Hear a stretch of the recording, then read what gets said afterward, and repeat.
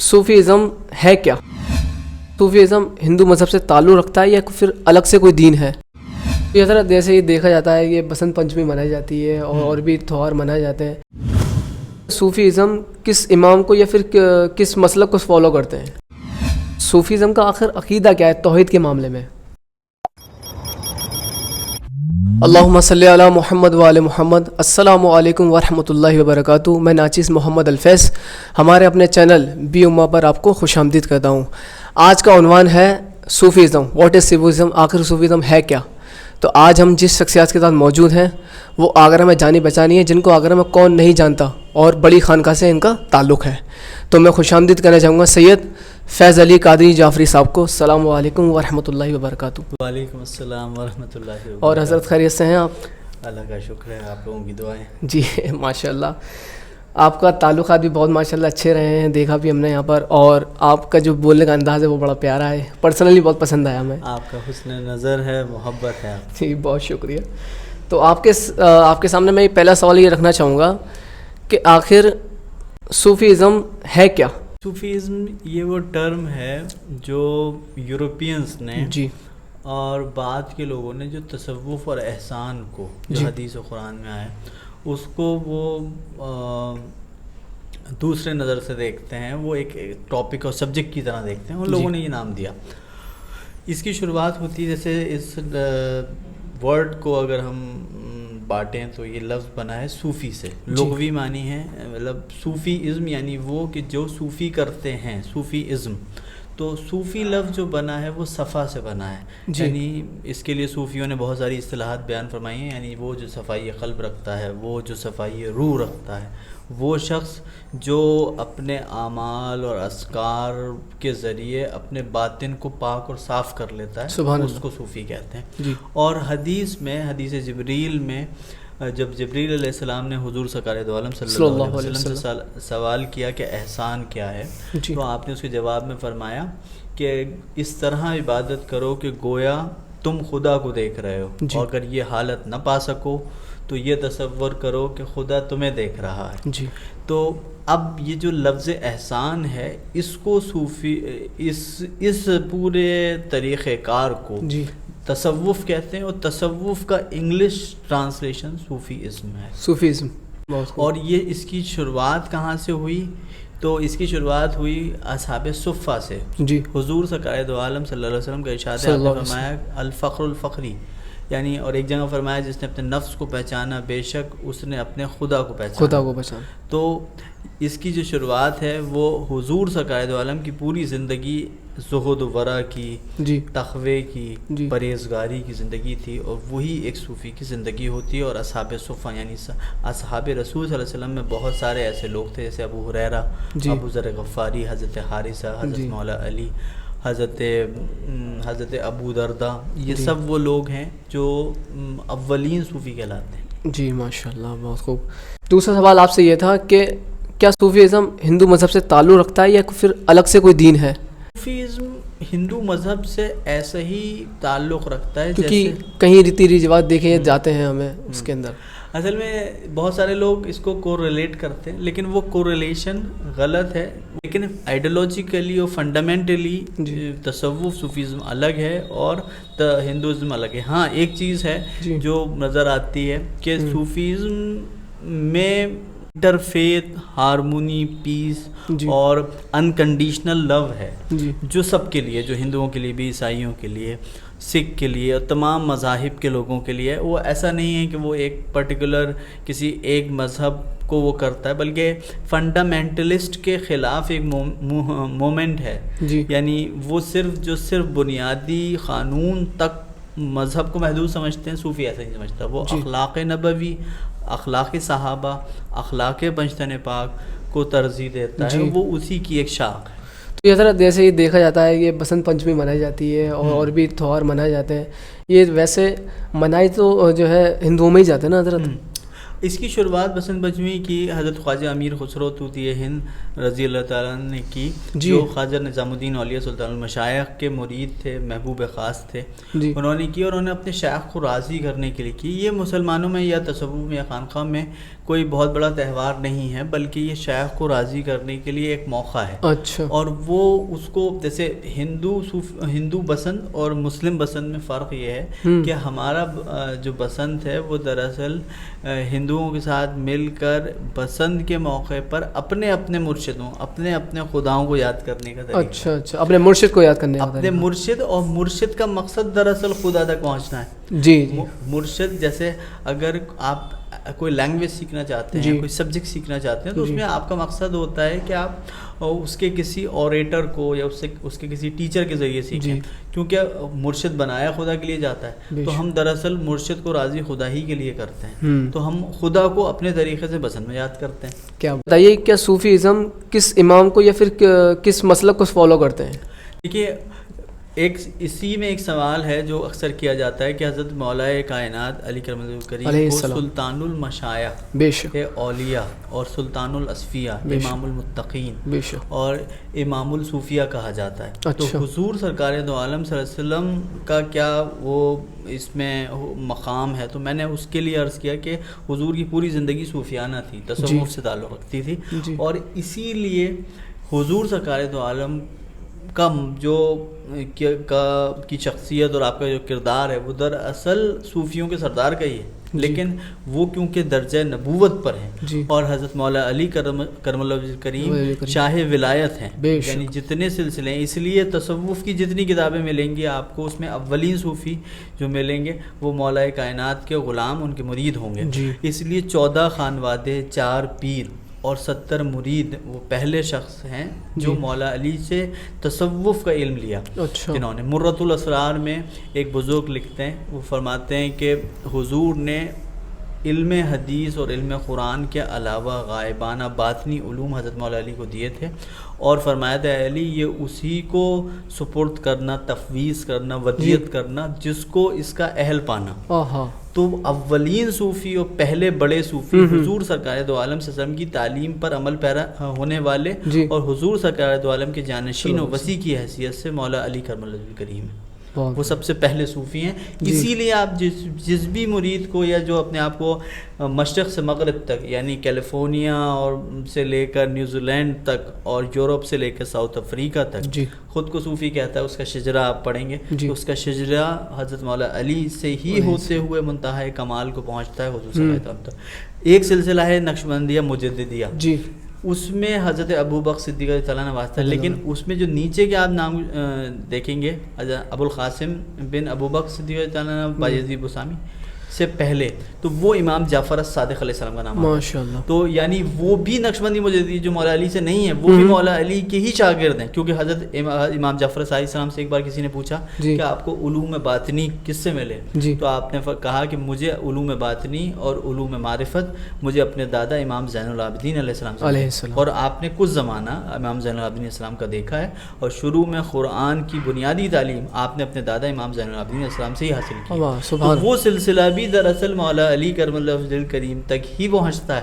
تو وہ سارا فیض جو تصوف کے دریا کا ہے وہ حضرت مولا علی کرم اللہ وجہ کریم سے ہے. اس لیے آپ سلطان الاولیاء ہیں. جیسے کسی شاعر نے کہا ہے، سر ممبر بناتے ہیں محمد جانشین، نبوت آئینہ دار امامت ہوتی جاتی ہے. سبحان اللہ. اور ولایت میں کئی حدیث شریفیں ملتی ہیں. حضور نے ایک جگہ فرمایا، اے علی تم میری امت میں بمنزلہ باپ ہو، رہبر ہو. ایک جگہ فرمایا اے علی، فرمایا کہ علی میری امت میں سب سے بڑے زاہد ہیں، اور زہد تصوف کی صفت ہے، صوفیزم کی. سبحان اللہ. فرمایا کہ سب سے بڑے زاہد. آپ نے فرمایا میری امت کا سب سے بڑا متقی، سب سے زیادہ تقوی والا علی ابن ابی طالب. اور یہی وہ صفت تھی مولا علی کی جو دوسرے صحابہ سے آپ کو الگ کرتی ہے. آپ جتنے صوفی بزرگوں کے حوالے جو لوگ مولا علی سے محبت نہیں رکھتے یا کم رکھتے ہیں اور دوسرے صحابہ کا نام لیتے ہیں، ان صحابہ سے آپ پوچھیں گے کہ آپ کے زہد و ورع، عرفان و تصوف میں استاد کون ہے، تو وہ یہ بھی ابو ذر غفاری ہوں، حضرت حارثہ ہوں، ابو سلمان فارسی ہوں، حضرت سلمان فارسی ہوں، وہ یہی فرمائیں گے کہ ہمیں یہ سارا علم جو ملا وہ حضرت مولا علی سے ملا. کیا بات ہے، سبحان اللہ. بہت. تو مولا علی دراصل ان تمام سلاسل طریقت اور سلاسل حقیقت کے مرجع خلائق ہیں، آپ اس کی سرخیل ہیں، اس کی بنیاد ہیں، اور یہ سارا علم پھر مولا علی کو حضور سرکار دو عالم سے ملا تھا.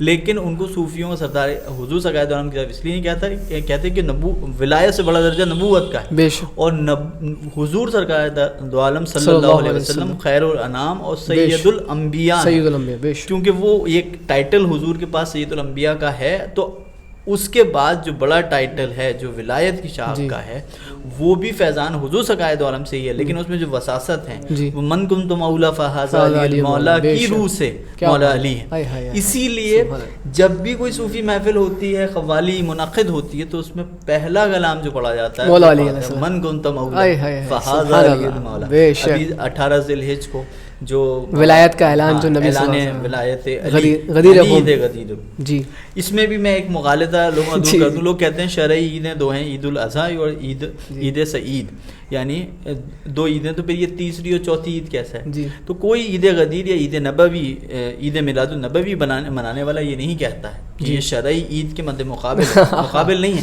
یہ عاشقوں کی عید ہے، اور یہ رسوم کے لغوی معنی کے اعتبار سے خوشی کا دن ہے، اس لیے اسے عربی ٹرانسلیشن میں عید کہا ہے. لیکن شرعی عیدیں تو قرآن میں شیعہ سنی دیوبندی اہل حدیث سلفی سبھی مسلمانوں کے لیے وہی عید ہے. لیکن یہ جو عید ہے یہ عاشقان کی عید ہے، یہ مریدان علی کی عید ہے. جی بے شک حق بات ہے. آپ کی بہت پیاری اصول رہی ماشاءاللہ. اور آگے یہ سوال ہے میرا، یہ بنتا ہے کہ صوفیزم کا آخر عقیدہ کیا ہے توحید کے معاملے میں؟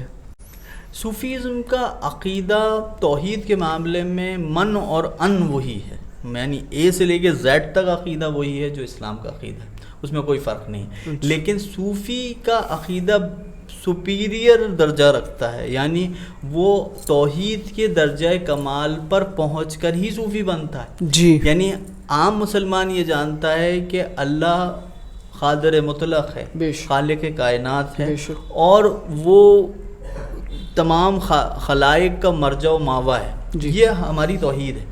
لیکن صوفی کا عقیدہ یہ ہے کہ وہ اس کا مشاہدہ بھی کرتا ہے، وہ وحدت الوجود کا ماننے والا ہوتا ہے. وہ یہ مانتا ہے کہ سارا وجود جو ہے، یعنی جو کچھ ہے کائنات میں، وہ خدا سے، اسی کی معرفت کا نام تصوف ہے. یعنی وہ خدا کی نفی نہیں ہے، خدا کے خلاف کوئی عقیدہ یا توحید کے خلاف کوئی عقیدہ نہیں ہے، بلکہ وہ درجہ یوں ہے کہ شریعت پر عمل پیرا ہونے کے بعد انسان درجہ حقیقت کو پہنچتا ہے، اور درجہ حقیقت پر اوج کمال حاصل کرنے کے بعد وہ درجہ طریقت کو پہنچتا ہے، درجہ طریقت سے اوج کمال حاصل کرنے کے بعد درجہ طریقت کو پہنچتا ہے. تو جو اہل طریقت ہیں وہی دراصل اہل تصوف ہیں. تو تصوف والے خدا کو نہ صرف کہ کہتے ہیں کہ لا الہ الا اللہ، بلکہ وہ محسوس بھی کرتے ہیں اور دیکھتے بھی ہیں لا الہ الا اللہ.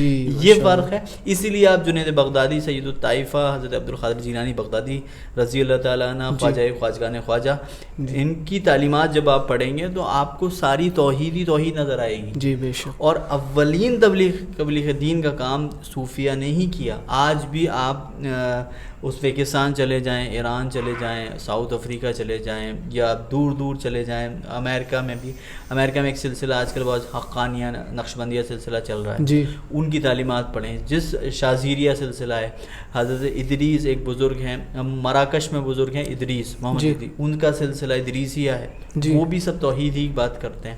آپ عراق کا سلسلہ ہے رفاعیہ جو بہت مشہور سلسلہ ہے، تو رفاعیہ سلسلہ بھی حضور غوث پاک کی ہمسر آپ کے شاگردوں میں سے ہوئے ہیں. تو وہ بھی سارے صوفی توحید ہی کی بات کرتے ہیں. بس فرق یہ ہے کہ وہ فنڈامنٹل سے اوپر اٹھ کر باطن کی اصلاح کرتے ہیں. یعنی امام غزالی نے اس کو اس طرح سے دیکھا کہ صوفی اہل دل ہیں، صوفی دل کی بات کرتے ہیں، روح کی بات کرتے ہیں، اور مولوی یا جو عالم ہے وہ صرف جسم اور ظاہر اور دلیل کی بات کرتا ہے، اور جو صوفی ہے وہ حقیقت کی بات کرتا ہے. امام غزالی نے اس کو اس طرح سے بیان کیا کہ جیسے دریا کی مثال ہے کہ دریا کسی پہاڑ سے نکلتا ہے اور وہ پھر دریا میں جا کے مل جاتا ہے، تو وہ صوفی کی طرح ہے اور عالم جو ہے وہ پانی وہ تالاب کی طرح ہے جو پانی بھرتا ہے بارش ہو جانے کی وجہ سے، اور وہ سوکھ بھی سکتا ہے، ختم بھی ہو سکتا ہے، اس سے وضو بھی نہیں کیا جا سکتا، لیکن صوفی جو ہے اس سے سیریاب ہوا جا سکتا ہے، اس سے سفر کیا جا سکتا ہے، بہنے والا سلسلہ شروع ہو بہنے والا سلسلہ ہے۔ تو صوفی باطن کو دیکھنے والے کو کہتے ہیں اور باطن پر کام کرنے والے کو کہتے ہیں، اسی لیے سارے سلاسل جو ہیں وہ توحید یعنی اللہ کی محبت ہی کی بات کرتے ہیں، لیکن اس کے درجات ہیں، یعنی اگر کوئی انسان خدا تک پہنچنا چاہے تو اس کے لیے وسیلے کی ضرورت ہے، اور بنا وسیلے کے جو لوگ وسیلہ نہیں مانتے وہ بھی کسی نہ کسی طرح وسیلے کو مانتے ہیں، یعنی قرآن پڑھنے کے لیے قرآن کے لفظوں کو یاد کرنا اور قرآن کی جلد کا وسیلہ لینا ضروری ہے، اللہ تک پہنچنے کے لیے پیغمبروں کا وسیلہ لینا ضروری ہے، تو وہ صوفی اپنے شیخ کا وسیلہ لیتا ہے، لیکن مقصد اس کا وہی، مقصد اس کا خدا تک پہنچنا ہے۔ جی جیسے آپ نے ابھی ذکر کیا توحید کے معاملے میں، تو ماشاءاللہ آپ نے توحید کے بارے میں بہت اچھا بتایا کہ ایک اللہ کے ذکر میں رہتے ہیں صوفیزم کے ذرا، تو میں یہ جاننا چاہوں گا کہ صوفیوں کا ذکر عبادت الگ کس طرح سے ہے، الگ دیکھا جاتا ہے، جیسے جھومتے ہیں اور گھومتے ہیں، بڑے بڑے بات بھی کر لیتے ہیں، اور کیا بولتے ہیں کھڑے ہو کر بھی ایک جو اسٹیپ ہوتا ہے نا وہ بھی کرتے ہیں، شاید وہ دیکھا جاتا ہے ہمارے میں، تو یہ صوفیزم میں کس طرح کا الگ عبادت کا طریقہ ہے؟ صوفیوں کی عبادت طریقہ وہی ہے جو حدیث و قرآن ہے، حدیث و قرآن میں جو اذکار آئے ہیں اور کچھ دعائیں ہیں جو بعد میں بزرگوں نے مانگی اور اس دعاؤں کو لکھا اور وہ مشہور ہوئی، جیسے حسن حسین ایک کو دعاؤں کو مجموعہ ہے، اسی طرح کے بہت سارے ذکر ہیں حضور غوث پاک سے، حضور خواجہ غری نواز سے، نظام الدین اولیاء سے، سر پاک سے، تو ذکر الگ چیز ہے۔ جو آپ نے رقص کی بات کی، صوفی رقص کرتے ہیں، وہ ذکر نہیں ہے، وہ تو دراصل کیفیت اور حال ہے، یعنی کوئی صوفی جب کلام سنتا ہے تو اس پر ایک کیفیت طاری ہوتی ہے، وارفتنگی میں اگر وہ اختیاری طور پر جان بوجھ کے اگر کر رہے ہیں تو وہ شریعت میں اہل طریقت جو ہیں ان کو غلط کہتے ہیں اور کہتے ہیں کہ یہ غلط ہے، اور یہ اس کے لیے بہت بڑا گناہ ہے کہ کوئی انسان جھوٹا حال کھیلے، لیکن جو اصلی کیفیت ہے اس کے بارے میں حدیث تواتر سے آتی ہیں کہ حضور سرکار دو عالم کے پاس ایک شخص آیا، اس نے دف پر کلام پڑھا اور آپ کو کیفیت ہوئی۔ حسان بن ثابت جو شاعر رسول ہیں، ان کے لیے حضور نے فرمایا کہ جب حسان کلام کرتے ہیں تو جبریل علیہ السلام داد دیتے ہیں، اور حضور سرکار دو عالم دف پہ کلام سنتے تو آپ کی کیفیت یہ ہوتی کہ آپ کا سر مبارکہ دونوں شانوں کے مابین جھومتا تھا، تو وہ کیفیت جو آپ کی اختیاری نہ ہو اور آپ کے خیالات اور آپ کی کیفیت کے اوج کمال پر جو حرکت ظاہر ہو، وہ انسان کے اختیار میں نہیں ہے، اور صوفیوں کی وہ کیفیت ہے جو اس حال جس مقام پر وہ ہیں وہ بات جب کی جاتی ہے تو وہ ان کی طبیعت میں تحیر پیدا ہوتا ہے، اور یہ انسان کی فطرت ہے، نیچر ہے، یہ صحیح غلط شریعت میں اس طرح سے اس کو نہیں دیکھا جا سکتا۔ جیسے کوئی خوش ہے تو وہ مسکرا رہا ہے تو علامت ہے اس بات کی کہ وہ خوش ہے، اگر وہ مایوس ہے تو اس کے فیس ایکسپریشن خود ہی ایسے ہو جائیں گے کہ پتہ چل جائے گا کہ وہ مایوس ہے۔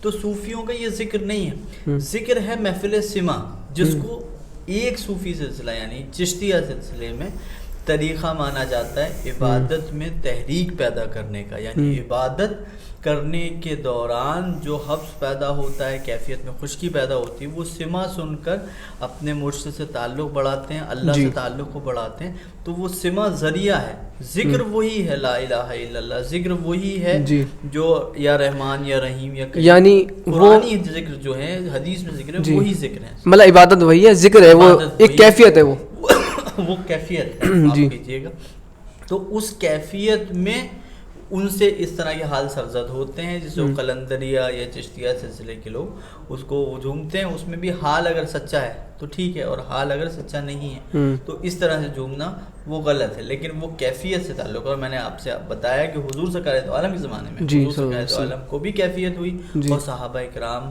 کو بھی کیفیت ہوتی تھی جب اللہ کا نام لیا جاتا تھا، اور یہ عاشقان کی صفت ہے، جو عاشق ہوتا ہے وہ دراصل مطمئن ہوتا ہے اپنے محبوب کا نام سن کے اور مسرور ہوتا ہے اپنے محبوب کا نام سن کر، اسی لیے ان کے اوپر ایک کیفیت طاری ہو جاتی ہے۔ اس لیے بزرگوں نے، بابا فرید الدین گنج شکر فرماتے ہیں، ان سے کسی نے پوچھا کہ صوفیوں پہ حال کیوں آتا ہے، تو انہوں نے کہا عالم ارواح میں جب اللہ تعالیٰ نے اپنا دیدار کرایا تھا اور اپنا نام سنایا تھا تو ان کے اوپر ایک کیفیت طاری ہو گئی تھی۔ وہ روحیں جب دنیا میں وہ کلام سنتی ہیں تو وہ اسی کیفیت کو یاد کرتی ہیں، وہ اسی کیفیت سے ریلیٹ کر پاتی ہیں، اسی لیے حال۔ لیکن یہ وہ سچے لوگوں کا حال ہے، وہ مخلصین کا حال ہے جس کا گمان ہر کسی پہ نہیں کیا جاتا۔ بے شک۔ تو کیفیت کی بات الگ ہے اور طریقے کی بات الگ ہے، تو وہ ذکر ہے اور وہ اذکار ہیں، عبادات ہیں۔ ہاں صوفی ریاضت کرنے والا ہوتا ہے۔ عبادت اور ریاضت میں فرق یہ ہے کہ وہ عبادت جس میں تکلیف اور مشقت اٹھانی پڑے وہ ریاضت ہے، جس میں مشقت اور تکلیف اٹھانا پڑے وہ ریاضت ہے۔ تو صوفی جیسے عام مسلمان کے لیے 5 رکن ہیں، 5 وقت کی نماز ہے اور تھوڑی عبادت پر اللہ اس سے راضی ہو جاتا ہے، لیکن صوفی مزید مقام اور درجہ حاصل کرنے کے لیے جو تکلیف اٹھا کے عبادت کرتا ہے وہ صوفی کا درجہ امتیاز ہے، وہ اس کی انفرادیت ہے، وہ اس کی یونیکنیس ہے، اور یہی سب سے صوفی الگ کو اللہ کی بارگاہ میں زیادہ مقرب اور زیادہ قریب بناتی ہے۔ واہ سبحان اللہ، بہت خوب، آپ نے بالکل صحیح بتایا۔ تو آج کی اس دنیا کے ماحول میں ہمیں کیسے فیصلہ کر لیں، یہ کیسے پتہ لگائیں یہ کون سا صوفی صحیح ہے، یہ کون سا غلط ہے؟ آج کل تو آپ خود نے بھی آپ نے یہ دیکھا ہوگا کہ جنا کوئی بھی اپنا دعویٰ کر لیتا ہے کہ ہم صوفی ہیں، ہم صوفی ہیں۔ تو کیسا فیصلہ کرے ایک عام انسان کس کون سا صوفی صحیح ہے، کیا نشانی ہے ان کی؟ ایک بزرگ سے کسی نے سوال کیا کہ ظاہر کو بھی سدھارنا چاہیے اور باطن کو بھی سدھارنا چاہیے، بے شک بے شک، تو پہلے کس چیز کو سدھاریں؟ تو ان بزرگ نے جواب دیا کہ پہلے اپنے باطن کو سدھارنا چاہیے۔ باطن سے مراد یہ ہے اپنی روح کو، اپنے دل کو، اپنے خیالات اور نیت کو سدھارنا چاہیے، کیونکہ یہ جب سدھر جاتے ہیں تو اس کا ظاہر اگر معمولی بھی ہو تو خوبصورت ہو جاتا ہے، اور اگر اس کا باطن خراب رہے اور ظاہر کو سنوارتا رہے تو پہلی پہچان یہ ہے کہ جس کا سارا زور ظاہر پر ہو، دکھاوے پر ہو، ڈسپلے پر ہو، ہاں ڈسپلے پہ ہو، وہ یہ چاہے کہ بس میں لگوں کہ اللہ والا ہوں، لوگ مجھے کہیں گے یہ صوفی ہے، آرٹیفیشل، ہاں آرٹیفیشل۔ اس لیے کسی صوفی نے اپنے آپ کو صوفی نہیں کہا، لوگوں نے ان کو صوفی کہا اور انہوں نے اپنے آپ کو فقیر کہا، انہوں نے اپنے آپ کو اللہ کا بندہ کہا، لوگوں نے ان کو صوفی کہا لیکن انہوں نے نہیں کہا۔ تو پہلی بات تو جس کا سارا زور اس بات پر ہو کہ لوگ اسے کہیں گے وہ صوفی ہے، وہ صوفی نہیں ہے۔ دوسری بات یہ کہ آج کے دور میں پہچان کی علامت یہ ہے کہ جس انسان کا مقصد اچھا ہے، درست ہے، وہ انسان درست اور اچھا ہے۔ جیسے اخلاص کے لیے ضروری یہ ہے، حضور غوث پاک فرماتے ہیں کہ مخلص وہ ہے جو یہ گمان بھی نہ کرے کہ میں مخلص ہوں، یعنی اس کا یہ دھیان بھی اب مٹ چکا ہو کہ میں مخلص ہوں، میں پیور ہوں، تو وہ دراصل مخلص ہے۔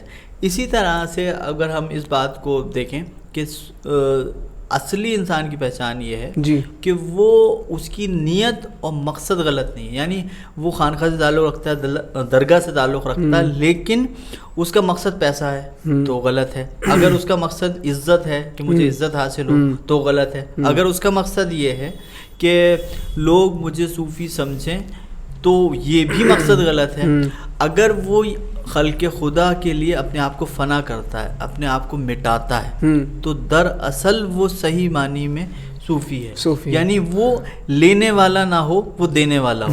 یہ کہہ لیجیے کہ ذکر الہی میں مبتلا رہتا ہو۔ اور دوسری بات وہ کسی سے بھی، امیر سے، غریب سے، چھوٹے سے، بڑے سے ملتا جلتا ہو، اس سے تعلق رکھتا ہو، تو اس کا مقصد ان کا بھلا کرنا ہو، ان سے لینا نہ ہو، ان کو دینا ہو، چاہے وہ خیر ہو یا دعا ہو یا ذکر ہو یا امداد ہو۔ اگر کسی صوفی، ایسا نہیں صوفی صاحب مال بھی ہوئے، جنید بغدادی رحمۃ اللہ علیہ کافی صاحب مال تھے۔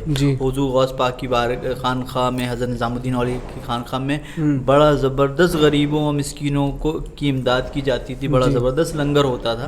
تو وہ پیسے والے بھی ہوتے ہیں لیکن ان کا مقصد پیسہ نہیں ہوتا، جسے لنگر عام بھی کہا جاتا ہے، اسے لنگر عام بھی کہا جاتا ہے۔ تو یہ بتائیے آج کل کی جو قوالی جو چل رہی ہیں، قوالی کا اصل طریقہ اور اصل میں کیا انسٹرومنٹ بچنا چاہیے؟